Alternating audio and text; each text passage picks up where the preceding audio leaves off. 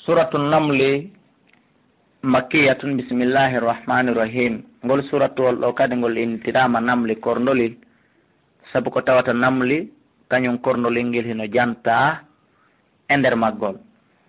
Bismillahir rahmanir rahim. Tasin mim en firino tasin mim. Tilka ayatul Qur'an. Ɗum ɗo ko ayaje Qur'anare ndenni wa kitabi deftere mubini feññinande. Hudan ko nde pewala bushra ko nde wele wele lil mu'minina, ko ɗum woni wonande gomɗinɓe ɓen.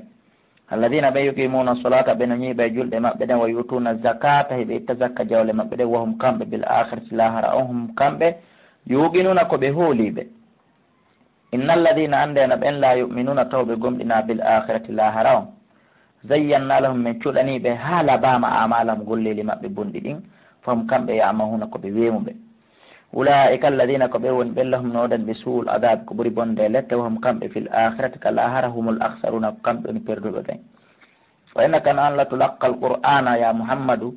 hiɗa longinode alqur'anare ko ɗum woni hiɗa jannede min ladun immorde ka on allahjo hakimin ñeeñuɗo alimin anduɗo. Yo Allah yanno e Allah on karama ko men. Eɗo kala Musa li ahlihi, ante tumande Musa makanno yimɓe makko ɓen, inni min anas maran mi haynike ndeygu, sa atikum aray mi addana on min ha immorde toon ɓe habarin habar lawol ka reweten hara ko ɗatugol, aw atikum ma mi addana on bi shahabin julɓi ƴulɓe gaɓasin julɓi, laallakum no gasa noon tastaluna on iwloto, ko ɗum woni batte jangol ko wondu ɗon e muɗum kon. Nabi Musa haalani ɗum ɗo ɓe gure makko nden, ayi tadu fa'u on duñayi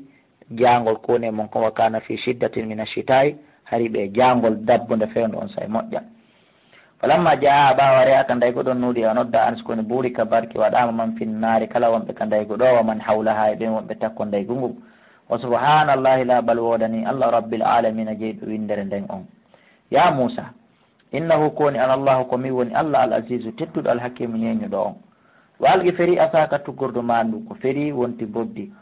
Falamma ra'a tuma nde wino tuggordu tahtazzu hindu mimmino ka annaha sikkay tuggordu ndun jannun ko ndi bollil,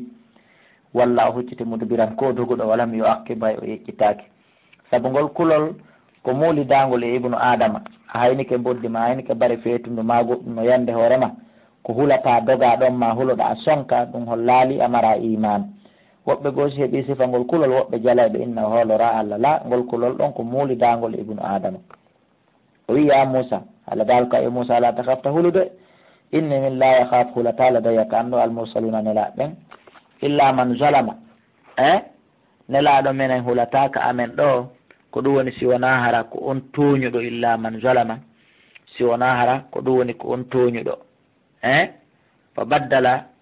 o wat summa baddala refti o wattiti hasanan moƴƴere baada su'in ɓawa bone mo o waɗi on, ay taba o tuubi baada dalika ɓawa ko o bonni kon, si wona hara kon noon. Fa inni no min gafurun komi yaafotoɗo, rahimun komi yurmeteɗo. Wa adkhilnadu yadaka jungo ma ngon awalligoye takkugo fi jeybika ka leynoki ma takhruju ngo yaltay bayda ko ngo ranewo min gayri su'in ko alda e ko boni wo.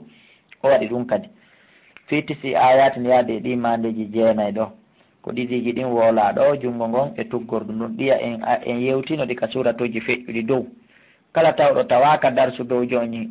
jentaki toon fi andugol jeeɗiɗiji hedditiɗi ɗin watte ɗiɗo ɗiɗi woni jeenayi, yo noddu ka numéro ji 67 60 53 09 68 60 53 09, même numéro Sotelgui, même numéro Intercell. Yaade ɗiɗo ila fir'auna faade ka fir'auna qawmi e yimɓe makko ɓe, innahum no kamɓe kano ɓe laataki qawman ko ɓe yimɓe fasigina yaltuɓe e ɗoftare. Falamma jaatum ɓawa ariɓe addaniɓe ayatuna mandeji amen ɗin mubsiratan e tasakuye feeñuɗo laaɓuɗo poyi, ɓalɓe inni haada o ɗo sihirun ko bilejo ni, ɗum ɗo ko bile yagal mubinum feeñugal woni ko waɗi ɗo kon. Wa jahadu biha ɓe yeddiri sabu mandeji ɗin, kono le wastay kanata ha hooliɗi anfusum wonkiji maɓɓe ɗin, ɓe hooli ka nder wonkiji ko gongani e zulman ka tooñe, wa uluwan e ka tonita. Wa jahadu biha ɓe yeddi ayaye ɗen, wastay kanata ha kono hooliɗe ɗe anfusum wonkiji maɓɓe ɗin, ɓe yeddi ka hunduko zulman ka tooñe, wa uluwan e ka tonitare. Allah dali fanzur ndari ya akhi kayfa kana konno laatude aqibatul mufsidina, battane ɓeɗo bonnoɓe. wala gada atayna Dawuda gomni mi okki annabi Dawuda Sulaymana ilman gandal molanangal. wa qala ɓe wi ɓe yetti Allah ɓe ni alhamdulillahi mi yetti Allah alladi o faddalana ɓurnuɗo men ala kathirin e dow ko tagi comme min ibadina immordeji min ibadihi immordeji yaɓe makko almuminina gomɗinɓe ɓen neɗɗo ko yo yettu Allah o warisa Sulaymanu annabi Sulaymana roni Dawuda annabi Dawuda kono noon dondi fandade ɗo ndi wona wasare ko jawdi ndin nde par ce que so tawi woni ko jawdi ndin haray Allah subahana taala haalanta en fi dondi ko annabi Sulaymana to roni baba mum Dawuda acci ɓiɓɓe hedditiɓe ɓen so ɓennen ka tafsir annabi Dawud hari himo mari sonnaɓe 100 ɓiɓɓe worɓe tun himo mari 19 donc so tawi woni ko jawdi ndin wonno ko fanda haray wona kanko tun gasayno ronude ɗum mbimana ko fanda ɗo ko ronimo ɗo ko annabaku ngu o ronimo ɗum hakkude ɓiɓɓe makko hedditiɗo ɓen fof saabu no laaɗo Allah sallallahu alaihi wasallam maaki annabaɓen ɓe ronetake jawdi ko ɓe acci kala jawdi ko ɓe acci ɗum ko waɗete ɗum sadaka fi sabilillahi haray ko sadaka miskina ɓen woni ko jeeyi ɗum ko senditante hakkudeji maɓɓe ko ɗum ne laaɗo Allah sallallahu alaihi wasallam makani en e hadis kono nassu hadis on tigi tigi awa wala eyno ɗo ka nelaɗo Allah sallallahu alaihi wasallam maaki walaysa al muradu eyno kaɓe maaki ɗo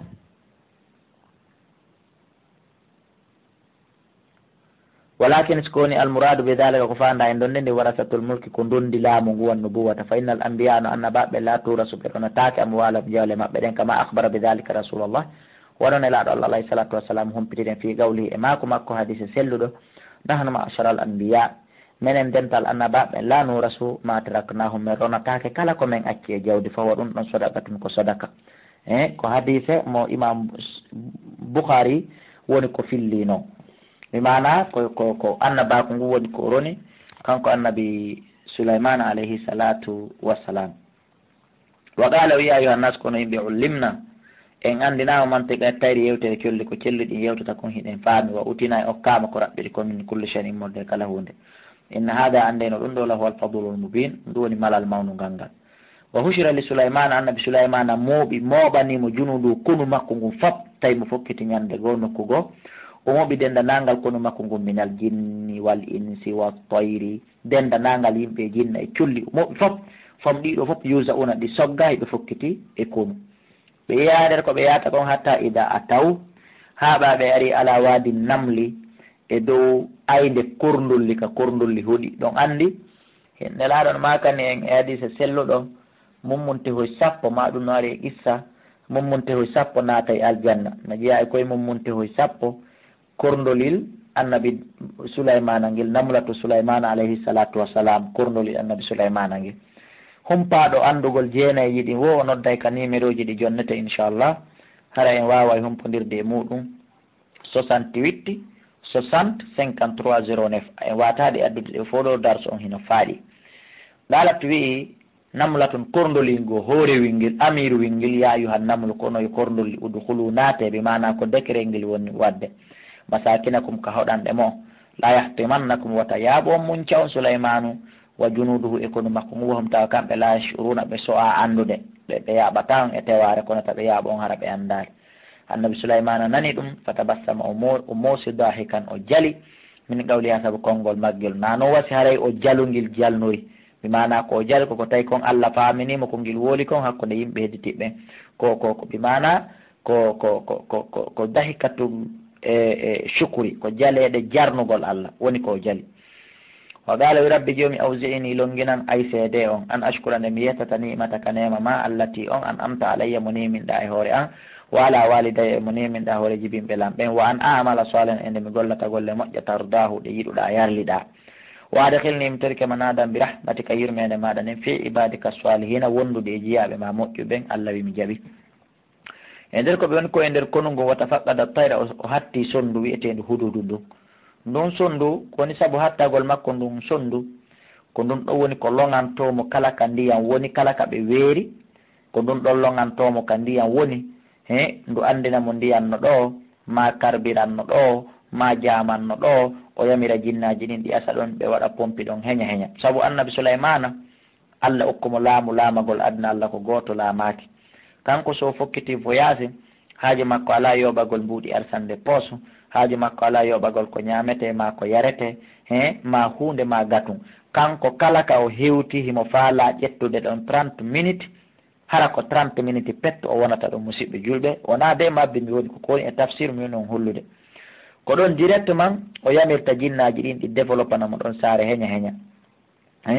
darna cuuɗi seeka trawoje moƴƴina pompeji waɗa courant waɗa téléphone waɗa piiji ɗin fo muɗum everything ndenda nangal piiji ɗin e nder 30 minutes hara ko 30 minutes nafrema so wala e ma o ñalla ko ɗum ɓe gollirta ɓaawo ɓe gayni haaju maɓɓe fo ɓe fokkiti o yamira ɗum yo mutu Allah subahana taala mutina ɗum ka nder leydi. donc ɗum wonno golle ɗen joni noon tawnoɓe hewti e nokkure mo faala ñiiɓude ɗon embere leyreji no gasama balɗe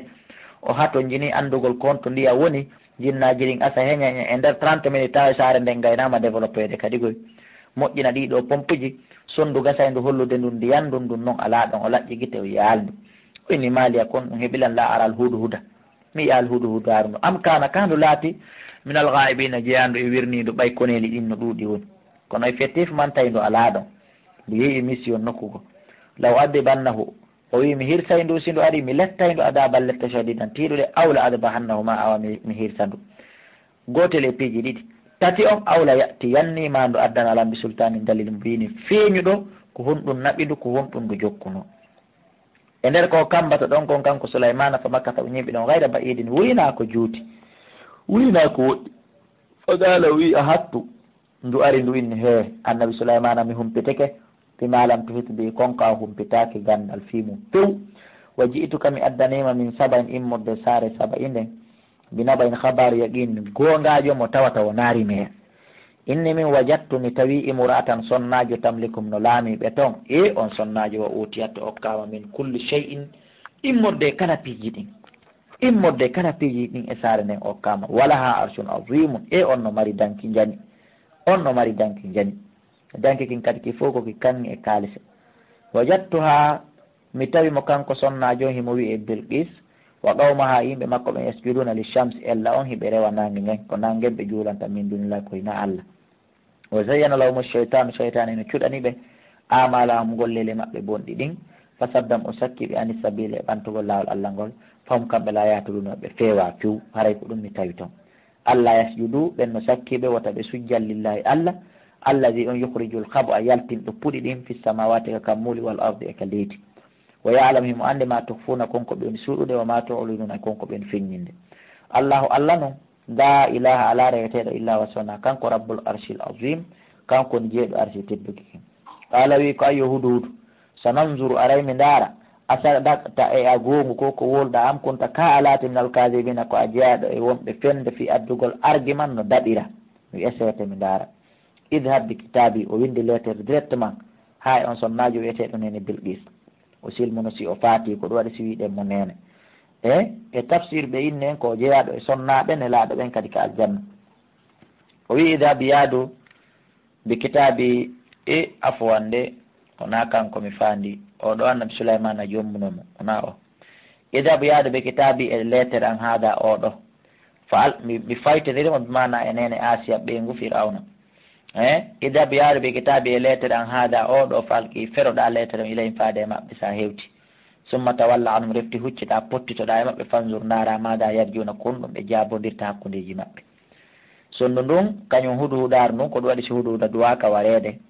ndu ƴetti lettere on ndu ɗisi ka ley gabitawol mayru e riwaya goo ndu waɗi ka kunduku mayru ndu wiiri mbi haka fenetere ndu liɓi ndu pottiti ɓawo hende ka lettere on o fonti kalat o ya ayyuhal mala'u kono yo hooreɓe mbattu an ɓen hooreɓe mbattu noon ɓe o noddi ɗon koɓe 110 goto kala e ɓen no laami guluje 10 ibnu adama nde mana guluje 10 yimɓe laabi 110 andi ɗum wona konu seeɗa o sonnajo laami ka o wi inni min ulqiya ferama ilayya en kitabum lettre karimun tedduɗo innahu koni e lettere on innahu koni min Souleymana ko immorde e am min Souleymana nabiyallah wa innahu koni bismillahi rahmani rahim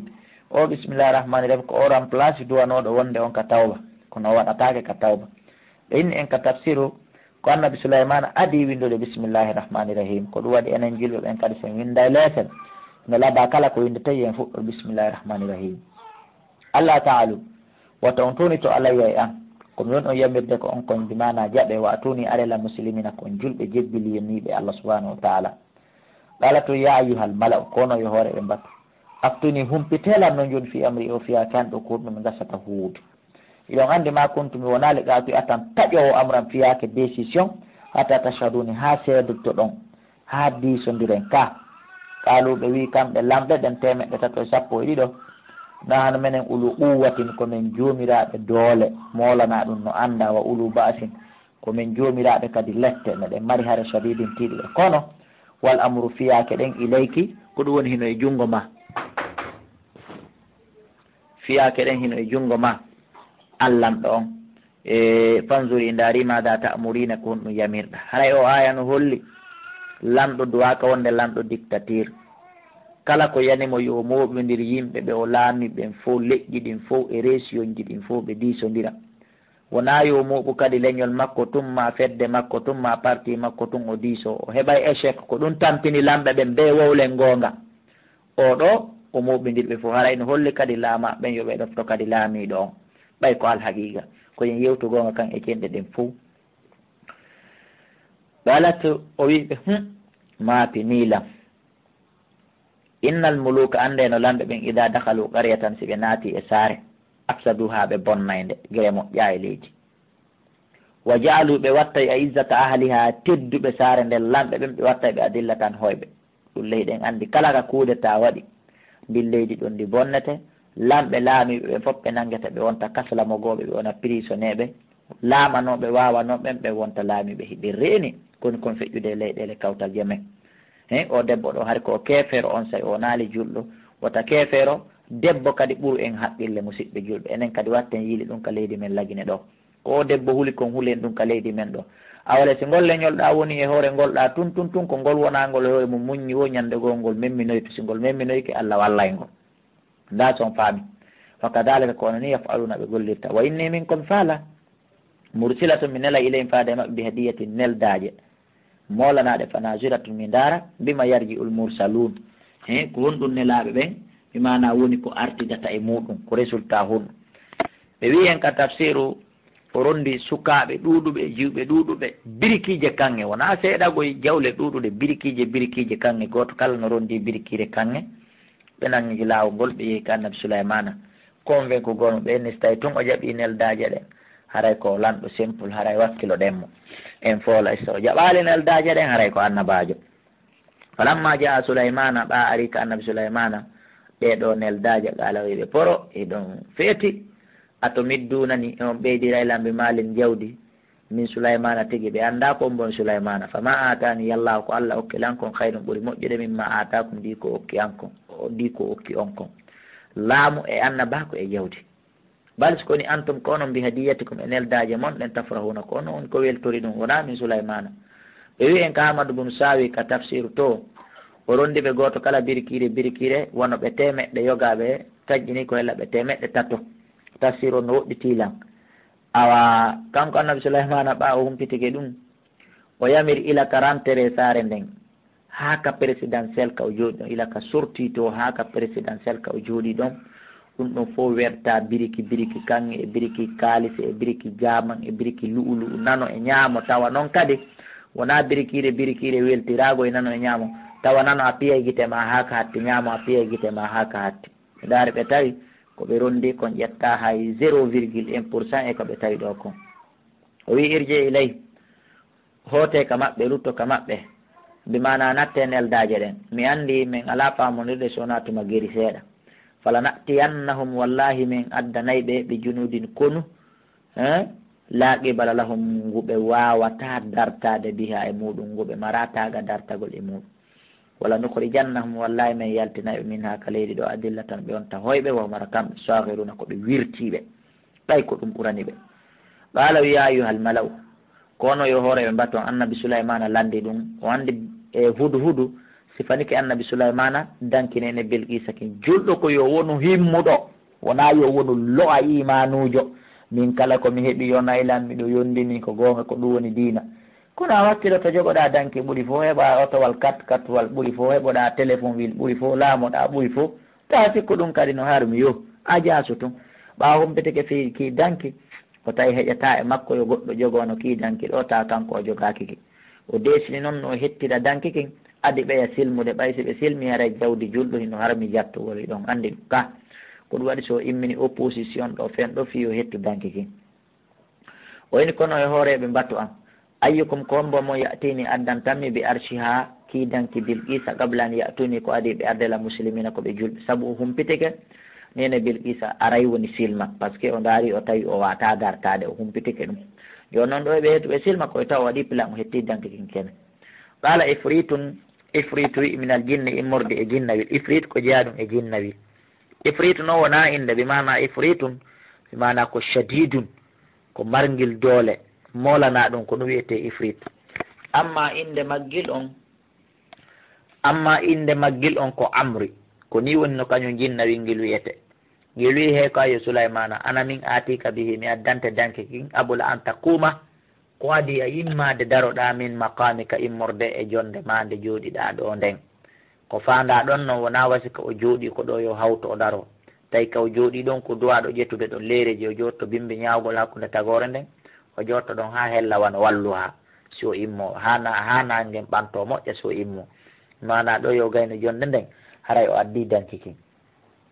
wa inni min noon alayhi e komi haalanma ɗon kon laqa wiyun komi dolnanɗo ɗum mbi mana komi tenowo komi ƴetti garanti ɗon kon aminun hooliɗo mi wawayki addude e nder on tan ɗon annabi sulaymana maaki qala sulaymana wi bal uridu asa'u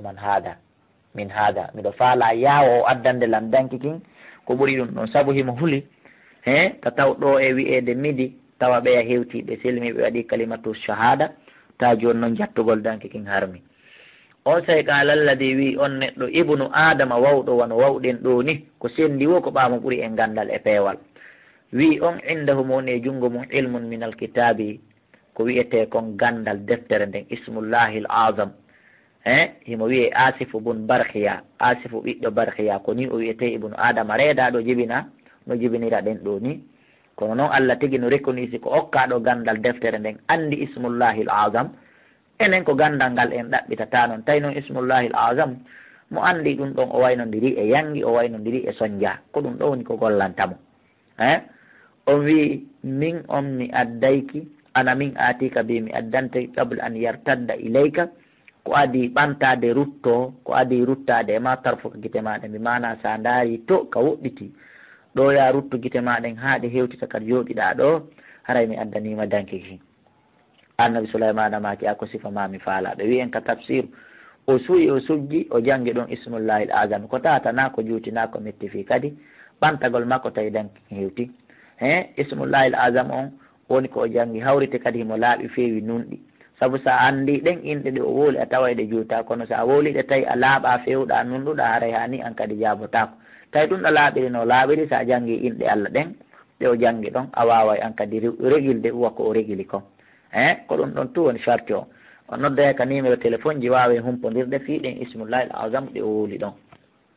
o sumati annabi souleymane tawi woni satisfait o wi bonko en gooto o ɓanti guite ɗen ɗo yo artude falamma ra'a tuman o wino danki mustaqirran ki ñiiɓi indahu ka makko ki tabiti ki dari ɗon no ɓaala o wiyani li asifu o wiyani asifu moodi hey ɗo yo manto asifu o manti allah taho ko ɗum woni gikko julɗo wi hada min fadli rabbi ɗum ɗo ko immorde ɓural joomi anni ko allah okkirilan o nema okkirilan jannguɓe sifa mo on liyabluwani ko fi yo jarribolan o ndaara ashkuru emi yettay nema makko kan am akfur ka mi yedday ɗulle mi yettay waman shakara kala yettuɗo fa innama ashkuru ande joddi ko yetti ko li nafsi ko hoore makko wontani waman kafara kala yedduɗo fa inna rabbi joomi en ganiyun ko yondiniɗo e tagore nden fof karimum tedduɗo wona ferema fi on ɗum tum ala nabi souleymane amaki heña nakkiruha ko ɗum woni chance danki makko kin nakkirulaha arshaha sansanemo danki makko kin ki sansa kala ka wonno boɗe watta dane ka wonno dane watta haako ka wonno haako watta bule kuleji ɗin fof sansa moñoma ñamma fofita heña rigila o wi nanzour ndaren atatadi est ce que o anditay danki makko kin am takunu ka ala to min alladina jeyaɗo ɓe la yahtaduna ɓe anditata danki kin cikka ka nder présidentiel annabi souleymane tooli e hoore makki nene bilqisa joni hino arde falamma jaata ɓawo ari qila wiyanama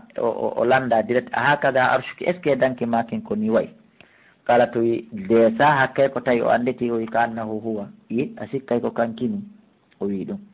annabi Sulaymana maki o hawtinal ilma min okkama gandal min qabliha ko adimo kanko Bilqisa o arde wa kunna min laati muslimina bi mana ko min julɓe jebbiliɓe min okkama gandal ko adimo kanko Bilqisa min laati ko min julɓe jebbilaniɓe Allah subhanahu wa ta'ala bi mana qad atani Allahu al-ilma gomɗi Allah kila gandal bi taghyiri saririha sansugol danki makko kin wa maji'ihi e argol makko ngol min qabli maji'iha ko adi o arde tawi Allah subhanahu wa ta'ala on humpitilan ɗum ko ɗum ko fanda gandal ko fandi ɗon kon o saddaha sakkimo ma kanat konko o laati ta'budu himo rewa min dunillahi ko hewta Allah ɗum ɗon sakkimo kanko nene Bilqisa e rewgol Allah subhanahu wa ta'ala rewgol Allah subhanahu wa ta'ala wa saddaha sakkimo ay sarrafaha Sulayman wa saddaha sakkimo kanko nene Bilqisa annabi Sulayman o sakkimo konko o laatino himo rewa ko hina Allah hande kadi o ittimo ɗum wa saddaha annabi Sulayman sakkimo ittimo ma kanat konko o laatino ta'budu himo rewayno min dunillahi ko hewta Allah innaha no nene Bilqisa kanat hari o laatinoke min qawmin jeyaɗo yimɓe kafirina yedduɓe kono ko adi o yeddude Sulayman qila laha o wiyana udkhili sarha natuka nder étage tawi noon annabi Sulaymana yammiri caangol waɗama ley vitirje beebinama wallinama e hoore muɗum vitirje daneje peng laaɓuɗe poy joni sa yii a sikkata vitir a sikkay ko didiri ndiyam kanko nene Bilqisa wiya yo rew ɗon ko woni saabu ɗum kadi yo waɗu lidere ndiyam ley laawol ka reweteɗon laawol ngol fo asa ley fosewol waɗa ndiyam didere ndiyam vitirje wallinaɗon ko yeetama jinnaji ɗin haalanimo kanko annabi Sulaymana wonde manna koyɗe nene Bilqisa ɗen wonde annabi Sulaymana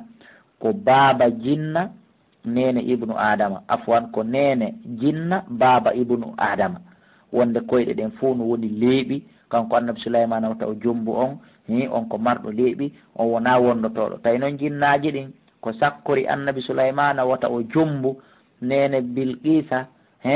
mbi mana ko ɓay hiɓe andi Bilqisa ko iwdi majji kanji jinnaji ɗin wata annabi Sulaymana jombo mo joni o jiidanomo tawa hunde kanji jinnaji ɗin ɗi wawanamo kanko Sulaymana ta joni himo jogui iwdi jinnaji ɗin ka nder galle makko ko ngol kulol ko ɗum haɗi ɗi saloy